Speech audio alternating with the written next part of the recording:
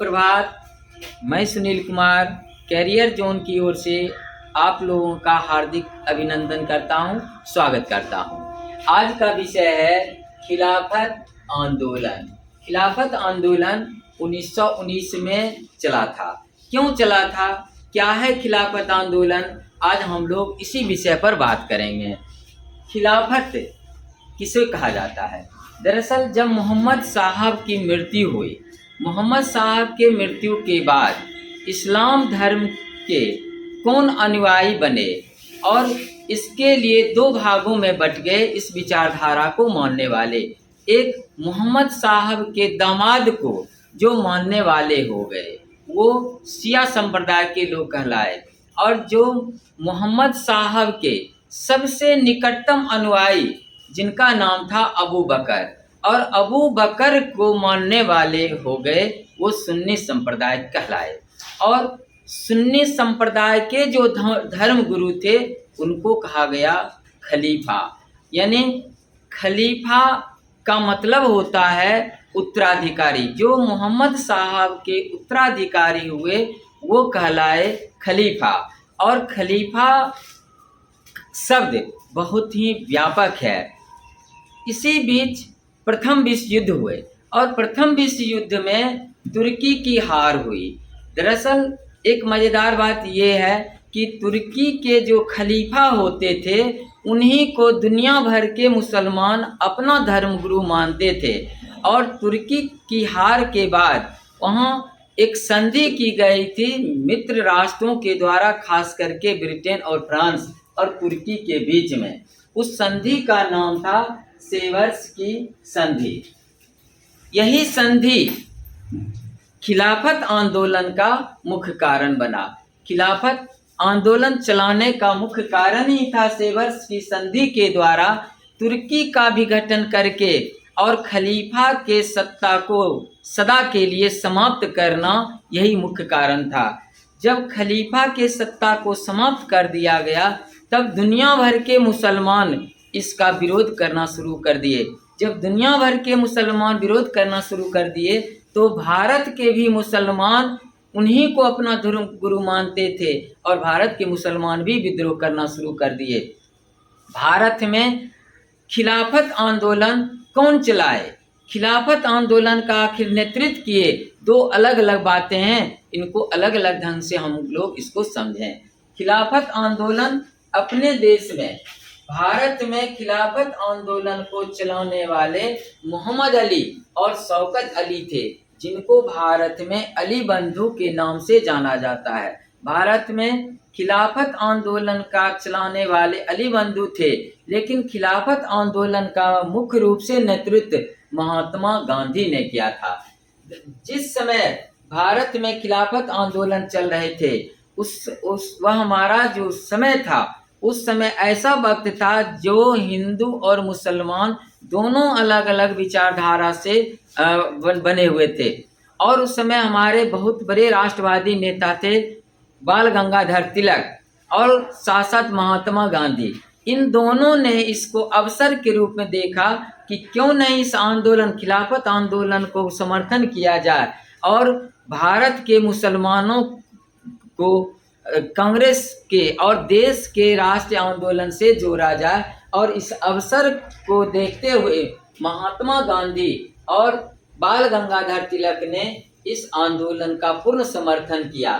और दूसरी बातें, खिलाफत आंदोलन चलाने का उद्देश्य क्या था?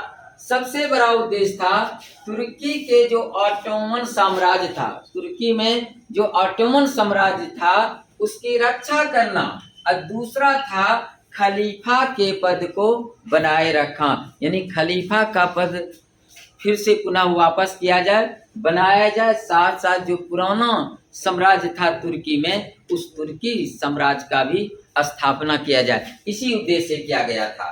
और इसका नेतृत्व कौन किए थे? महात्मा गांधी ने किया था। और इसके लिए महात्मा गांधी के सौजन्य से भारत में खिलाफत आंदोलन को चलाने के लिए सितंबर 1919 में खिलाफत कमेटी का गठन किया। और इसी खिलाफत कमेटी के द्वारा पूरे देश में इस आंदोलन को सशक्त बनाने का प्रयास किया गया। गांधी जी के आह्वान पर राष्ट्रीय स्तर पर खिलाफत दिवस मनाया गया। जैसे आपसे पूछा जाएगा कि खिलाफत कमेटी का गठन कब हुआ? सितंबर 1919 में। खिलाफत भारत में अखिल भारतीय स्तर पर खिलाफत दिवस कब मनाया गया? तो 17 अक्टूबर 1919 को खिलाफत दिवस मनाया गया।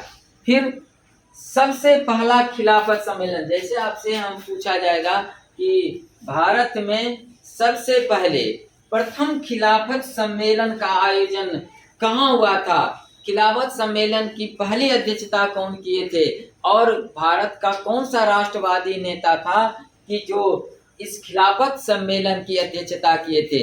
दरअसल सबसे पहला खिलाफत सम्मेलन 23 नवंबर 1919 को दिल्ली में हुआ था और इसी दिल्ली सम्मेलन की सबसे पहले अध्यक्षता फजलुल हक ने किया था। सबसे पहला अध्यक्षता फजलुल हक ने किया था। 23 नवंबर को पहला सम्मेलन हुआ था।